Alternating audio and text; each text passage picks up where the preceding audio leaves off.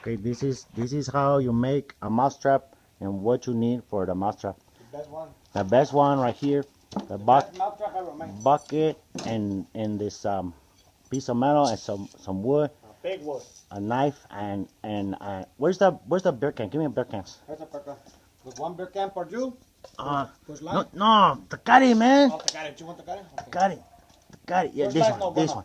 one. Put a hole in the chingus with the knife, You put one hole like a carb. like a knife. Like Okay. a carb. After you make the hole in the can, The bottom. The bottom. Put your shaft in the bottom.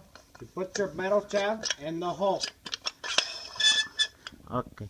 You see that? It slide on very nice. Slide on like this. See? It slide. Look. You see? Very nice. Slide very nice. Put it on the bucket like this. Put the lid up like this. Okay. Chingas. Chingaderos. And it hang like that. Like this. Okay. Then you're going to get your tape. So now, you're going to want to take your tape and you're going to want to place it right here on one side. Right there on the end. We got to hold hands And you together. hold it right there. So I hold in place for the rat to stay.